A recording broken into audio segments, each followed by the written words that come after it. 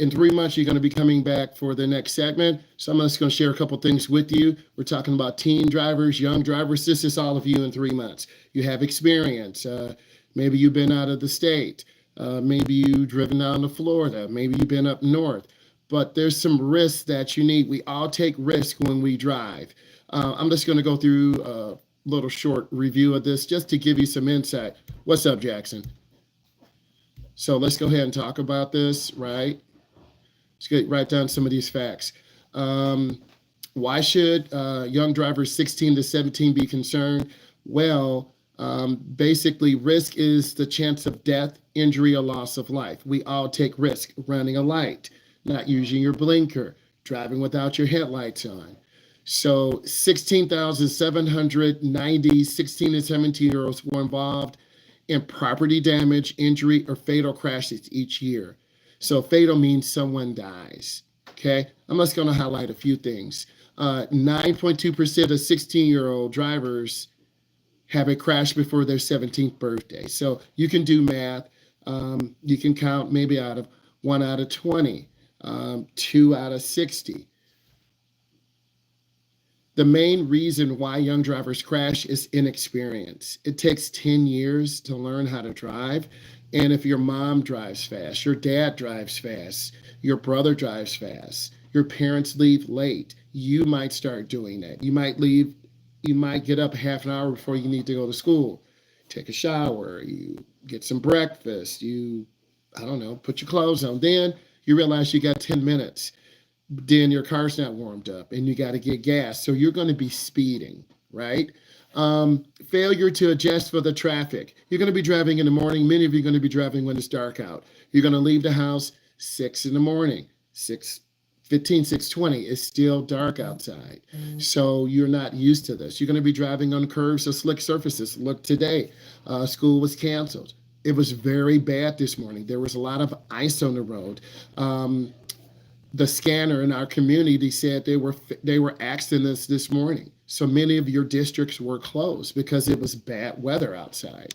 So you need to be able to understand that. And we can't control Mother Nature. Next, failure to recognize hazardous situations. It's raining, it's fog. Lack of attention to driving causes distractions. Maybe your mirror wasn't adjusted. Maybe you're on your phone. I'm just going to highlight a few things. 50% of all young driver fatal car crashes happen in the daylight. So you would think they happen at night. No, they happen in the daylight. The most dangerous time to drive for young driver fatal car crashes is the 3-hour period after school, 2 to 5. All of you go to school. The seniors drive. The juniors drive. Some sophomores may drive. So that 2 to 5 is the most dangerous. This is statistical information that the region has put together.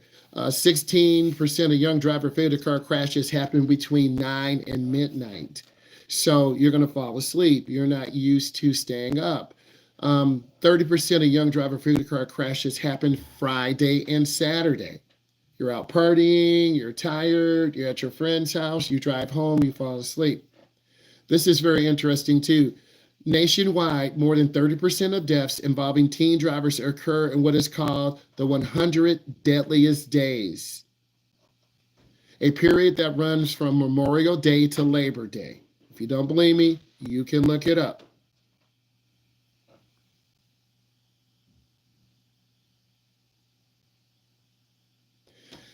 Going around your neighborhood is always good. I think becoming familiar.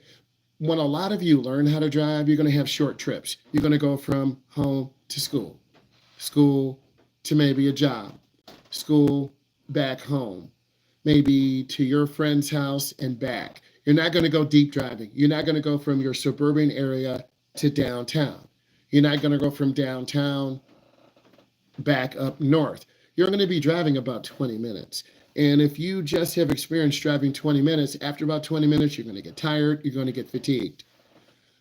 9 p.m. to 6 a.m. is another dangerous period for young drivers. You're going to fall asleep. Also, May through September is a very dangerous period for young drivers. You're getting out of school, the school year is ending, daylight savings time. So there's a lot of statistical information to help you. But I think anytime you can drive in a familiar area, around your school neighborhood, around your neighborhood, to your grandparents, to the mall, this is why your parents really have to be involved. If they're not involved, then you won't really learn a lot. I'm just highlighting some of the main points. 13% of young driver fatal car crashes happen at 35 miles per hour or less. Fatal means someone died. I'm not talking about a fender bender. Fatal. Compared to older drivers, young drivers are more likely to be involved in crashes where the road conditions are wet, icy, snowy, or the road is mud, dirt, or gravel. After about 10 years, you know how to drive on dirt. After 10 years, you know how to drive on gravel. After 10 years, you know how to drive on ice. After 10 years, you know how to drive on a wet road. After 10 years, you know how to drive on a snowy road. But all of you who are less than 10 years, and that's a lot of people. If you're 15, you're going to be 25. If you're 16, you're going to be 26. It takes time to drive in all these situations. And if you have an older sister or brother, they're going to be more smoother than you. They're going to understand traffic lights. They're going to be kind of real chill with their speed control. I'm not saying driving like a slow grandma or grandpa. So I'm just trying to give you a perspective. We'll look at a few more of these, and I want you to put some questions in. So a lot of young drivers are not stopping at stop signs. And if you don't stop at a stop sign and the cross traffic doesn't have a stop sign, you're going to be hit or killed. And a lot of people in your age group at 16 to 25 or 26 don't wear their seatbelt. Okay, also driving on a curve. People go too fast into a curve. You'll lose control. I also want to show this compared to driving with no passengers, 16 and 17-year-olds, death per mile. Your death rate per mile goes up because you have more people in the car.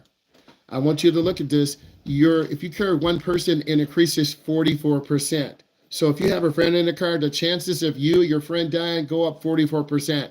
If you have two people in the car, it quadruples. I'm sorry, it doubles. So if you carry two people, it goes up even further. And then if you carry three, it quadruples. So this is why the state limits the number of people in your car. Young driver is killed approximately 1/3 of all fatal crashes involving young drivers. Fatal car crashes involving young drivers, passengers, and young driver vehicles account for 50% of the fatalities.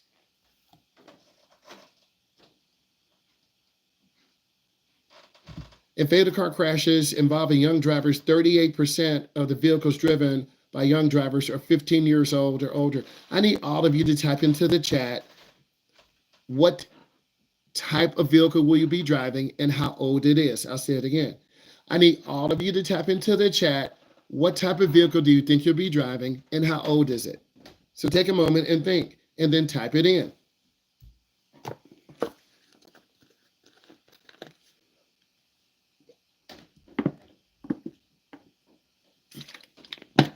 All of you here listening, put in some questions. This is your chance to ask a state certified driving instructor.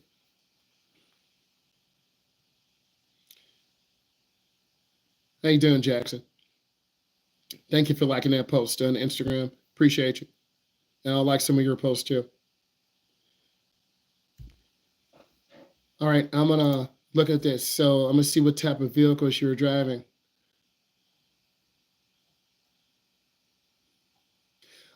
A Jeep Wrangler 2014, a Jeep Grand Cherokee 2014, a Ford Explorer about 3 years old, an Escape 2018, a Fiat 2012, a 6-year-old white Wrangler. Dad's Nissan. What year is it? A Chevy truck 2008. I don't know cars. Jackson, you should know cars because you're going to be driving in one, and you should know because maybe a headlight burns out. Maybe you have to get a windshield wiper blade. You should give yourself basic knowledge so you don't like fear and have a panic attack in case your car breaks down. A Subaru, been doing lots of practice. Very good. So you want to know your vehicle and you want to read about it. How much does it cost to get a repair? What is too much to pay? A 2022 Ford Maverick truck, those are nice. A 2013 Ford E350 van, okay, nice. A Volkswagen Passat, old school, love it, love it, love that, love it, man. Those are nice vehicles. So that tells me, you're thinking about it. You should be thinking about that vehicle. So, so at the end of the day, some older vehicles are safe, some are not because they don't have airbags or they don't have adaptive cruise control. So you really got to do your research. There's some links: the National Highway Safety Transportation, the National Traffic Safety Transportation. They all give you. I'm just going to click on the link; it should open up. So wasn't there, but topics. They give vehicle ratings. Okay. And then if you do research on your vehicle, you'll be able to find out what's going on. Airbags, headlights, large trucks. So let's look at fatality statistics. Okay. Crashes took 42,514 lives in the US. It can be broken down by alcohol, children, large trucks, males, females, old people. I need you to tap in the category you want to learn about right now. Okay. FAIRS is a census fatality crash with 50 states and the District of Columbia and Puerto Rico. So they started putting this together back in 1975. Any crashes involving motor vehicles traveling on a public road that result in a crash within 30 days. So someone is inputting this data in, and you tell me what category you want to look at. This is going to give you some statistical information, and the Institute of Highway Safety. I want to make sure I have this right. And let's see what category you guys want to look at. Motorcycles, truck fatalities, animals, teens, large trucks, alcohol. Let's hit a couple. Let's go and hit the large trucks first. No pun intended. Let's look at trends. So in 2020, trends are starting to go down with motorcyclists and pedestrians. That's good. But trends are starting to go up with passenger vehicles. That's bad. So people are driving bigger vehicles. They're crashing. In around 2021, this is nationwide, over 3,000 deaths. The total of 4,764 people died in large truck crashes in 2022. 17% of those deaths were truck occupants. 66% of those occupants were cars and passenger vehicles. 16% were pedestrians. Whoa, imagine being hit by a truck. Pedestrian. Bicyclists or motorcyclists. The number of people who died in large trucks was 51% higher in 2022 than in 2009, when it was the lowest. It has since been a collection of fatal car data from 1975. The number of truck occupants who have died is 83% higher than in 2009. So there are more trucks. There are more people riding. Okay, I'm going to go back. Okay, you guys said trucks. We hit trucks. Of course, we'll look at bikes. Let's look at bicyclists next. We're trying to give you some statistical information. Each year, about 2% of motor vehicle crashes deaths are bicyclists. Whoa. Although children bicyclists deaths have declined over the years, deaths among bicyclists 20 and older have increased almost fivefold. Why? I think we have those e-bikes, those e-scooters, okay? And if we were in New Jersey or New York or California, a lot of people use those to deliver food, and they're driving on the road, right? The majority of bicycle deaths, most serious injuries are the head. So you need to wear a helmet. You're not going to because it doesn't look cool. Highlighting the importance of wearing a bicycle helmet. And we have a statistic, SACS, 1991. We always want to use a scholarly source. This way, this information is more credible. Some vehicles are equipped with crash avoidance technologies that detect bicyclists and may automatically brake. We talked about this in class. These technologies have the potential to prevent crash when cyclists, if they are able to detect those road users both crossing in front and traveling in the line of a crash. We have another source. Trends. Total of 1,084 bicyclists were killed in crashes in 2022, the highest number ever recorded. So more people are dying on bikes, and it is males. Males, you think you're indestructible, and you're going to get ran over or hit by a car. Okay. I'm going by what you want. You tell me what you want. I'm going back into the chat. Urban, Michael, I like that urban and rural comparison. And this is going to give us some good information. And that's what I'm trying to help you with. We went, okay, teens. Let's hit teens next. No pun intended. You heard what I said? Let me hit teens next. Okay, let's hit teens. No pun intended. Okay.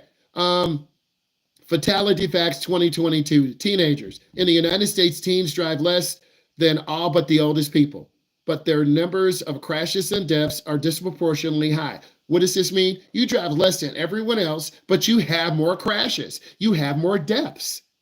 Using data from the National House Travel Survey, the fatal crash rate per mile driven 16 and 19-year-olds, nearly 3 times the rate of drivers aged 20 and over. The risk is highest 16 and 17. So if you make it to 16, you're going to be in a high group. If you make it to 17, you're going to be in a high group. If you make it to 18, you are about a year and a half out. Most of you will get your license probably at 16, 16 and a half, 17, whenever your parents think you're ready. You don't automatically get your license at 16. Your parents are your guardians. And if you move out, then your parents have to give permission. You have to be an adult 21 and up to go take your road test. But if you don't drive a lot, you may barely pass your road test, but you might not be safe. Let's keep going here. This is good information. Beginning in mid-1990s, all states adopted a graduated license. There you go. Across the country, graduated license. You guys were dying at a high rate. Okay, so all the states changed laws. So because back then you only needed 4 hours to drive. 4. No parental involvement.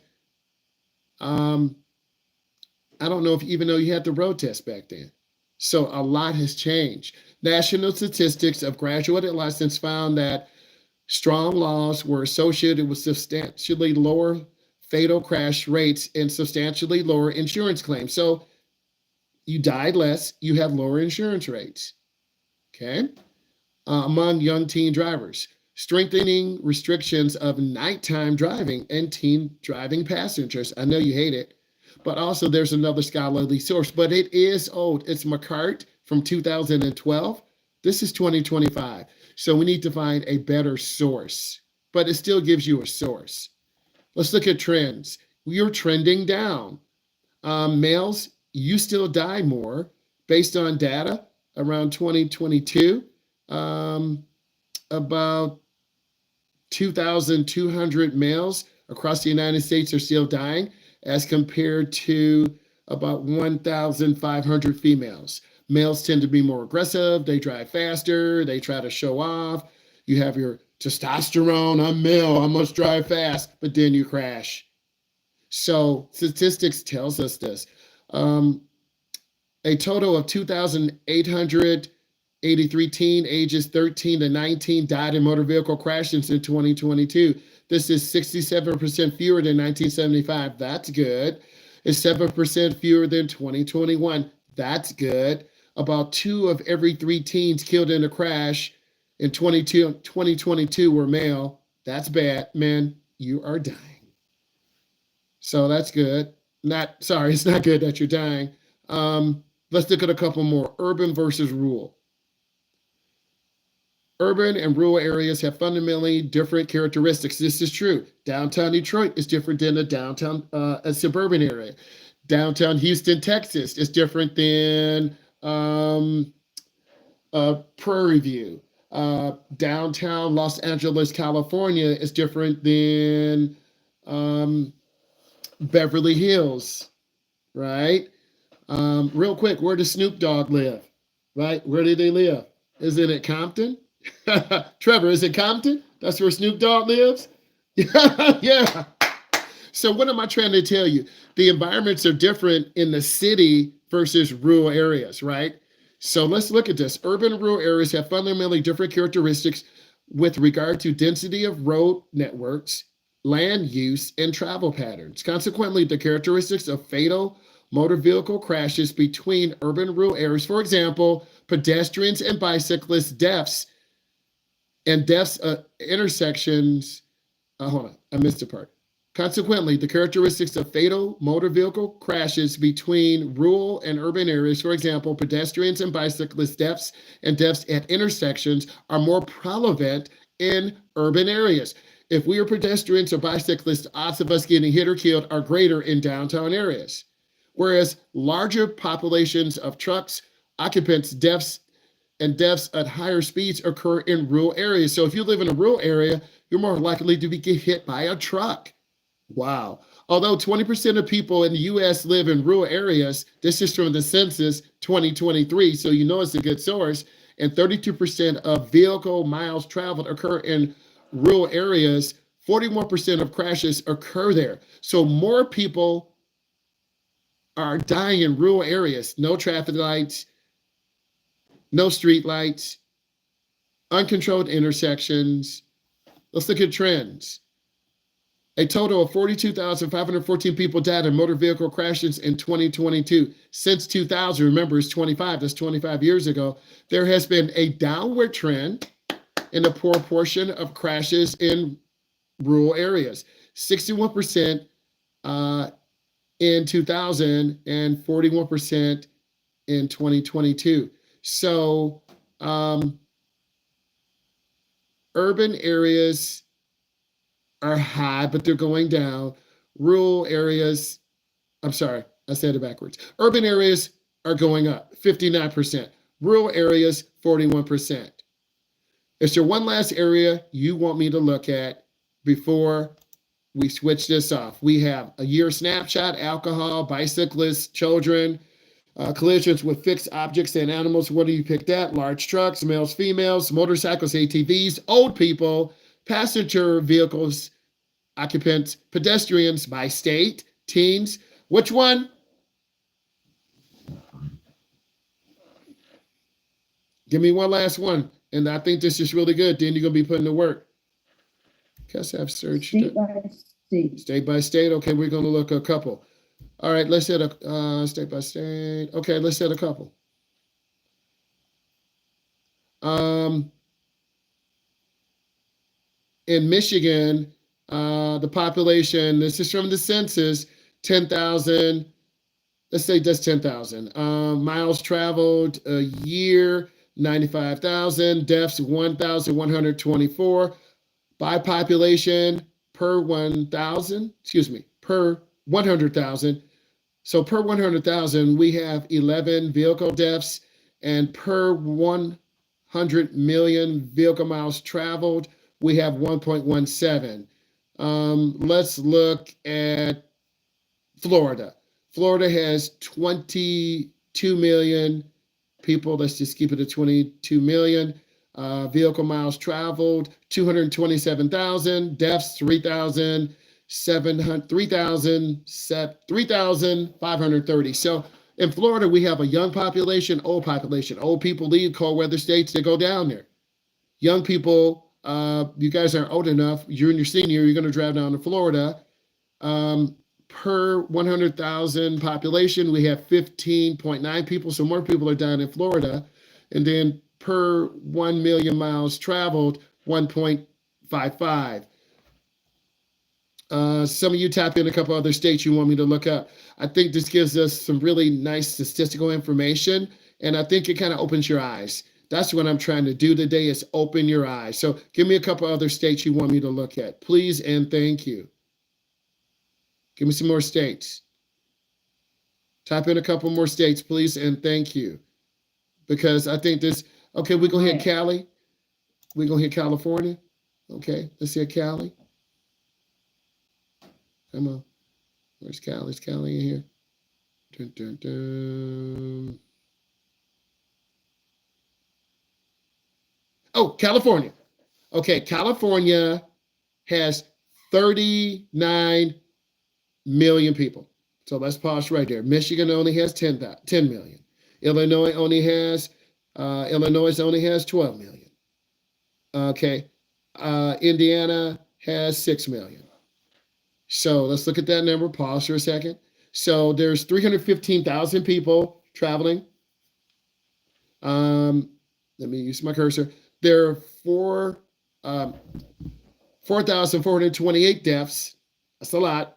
Per 100,000, 11 people.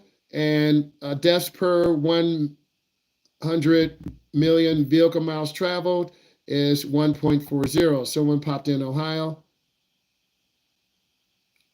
Ohio has 11 million people on average.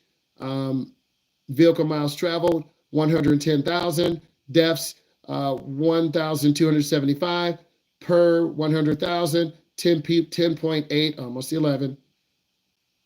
10.8, almost 11 people per 100,000 miles driven. Let's hit Texas. Texas has 30 million people. That's 3 times as big. There are 290,000 miles driven. There are 4,400 miles. There are 4,400 deaths. Motor vehicle, that's a lot of deaths. Deaths per 100,000 population, 14. That's really high. There are a lot of highways in Texas, and they're near that Texas-Mexico border. Texas is huge. I need all of you to type in what you learned, and I'm going to hit one more. Type in what you learned, please. Type in what you learned. And one of you had a question on collisions of fixed objects and animals. Type in what you learned, and I'll hit this for you. No pun intended. Get it? Hit it for you.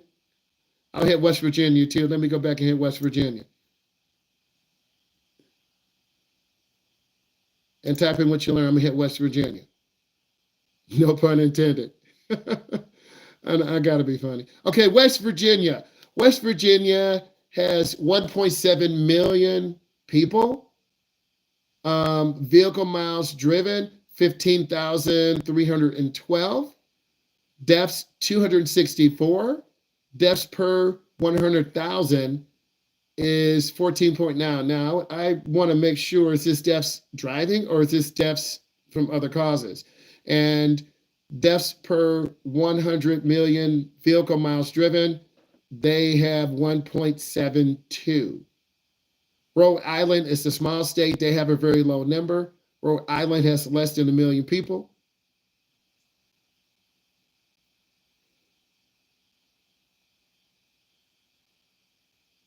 Vehicle crashes per death. I'm just looking at this. One of the highest is California, 1,481.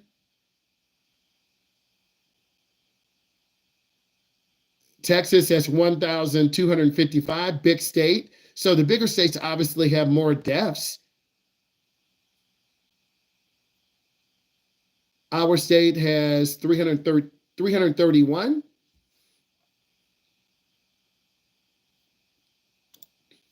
And I want to go back to the animals. Collisions, fixed objects, and animals. About 20% of motor vehicle crash deaths result from a vehicle leaving the roadway or hitting a fixed object, a sign, a pillar, trees, utility poles, traffic barriers are the most common objects struck. Among half of these deaths in fixed object occurs a crash at night. So this is why the law doesn't want you guys to drive at night. Alcohol is frequently contributing to the factor. Motorists also running off the road because of excessive speed, falling asleep, inattention, or poor visibility.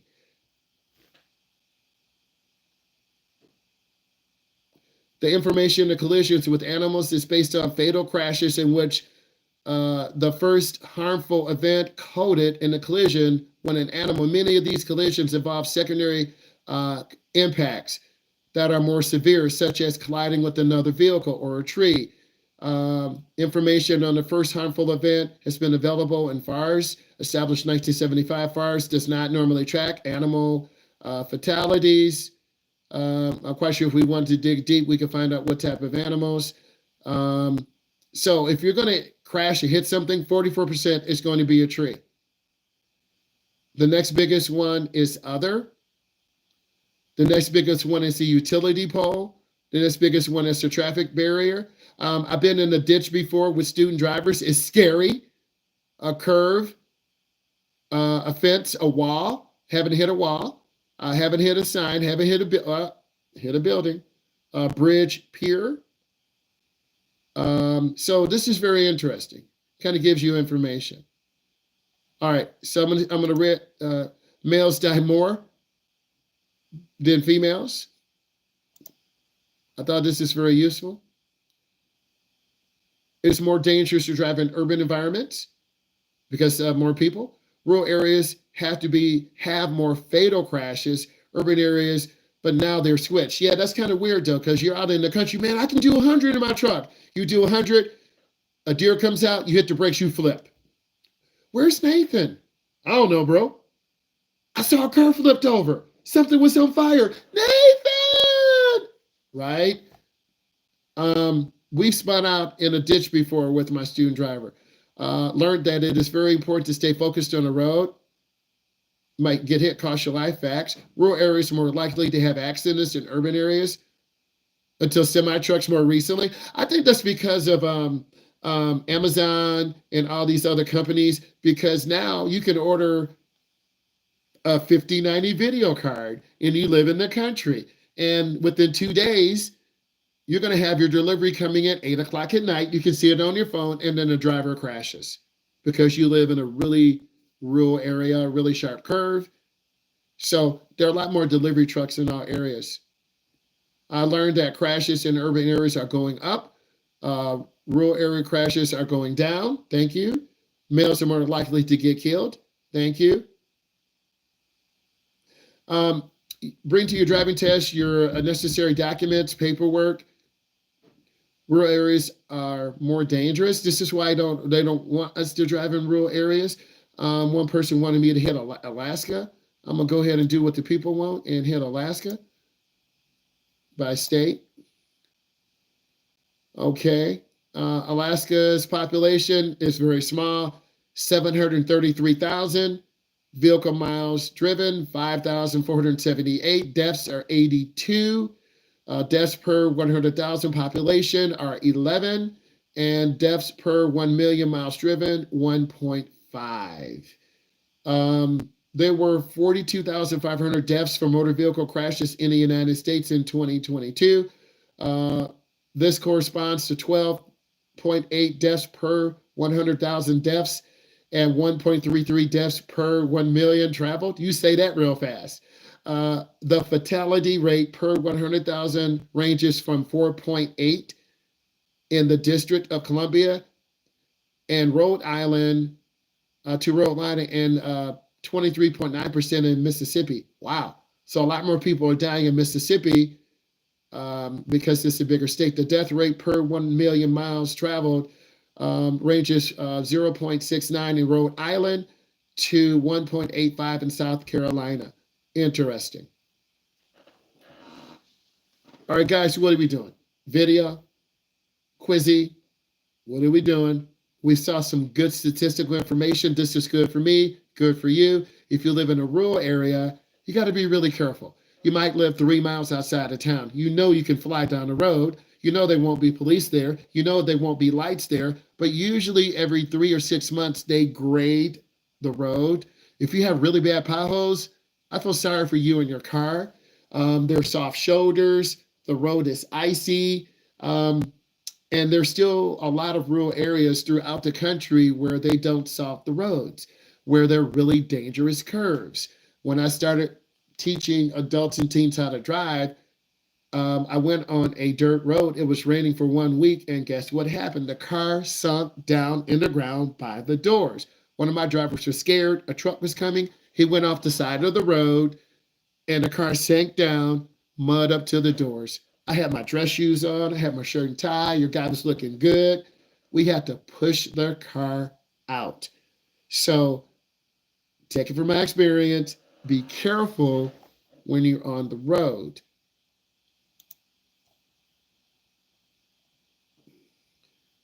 I need you to vote. What are we doing this? Kahoot, Quizzy, some more videos. This is your class. We learned a lot today. You got an hour. And I thought this statistical information will give you a better picture. You got to be careful the next 2 or 3 or 4 years so you learn how to drive. And if you're tired, you shouldn't be driving at night.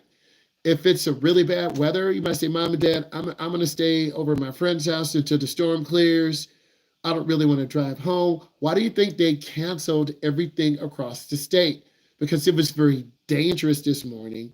And if you listen to police scanners in your area, you'll be able to hear crimes, but you'll also be able to hear for accidents. Okay, Quizzy, video. All right, we're going to do a video. Hold on. Hey, I really enjoyed this. I hope you enjoyed it too. Watch all my videos.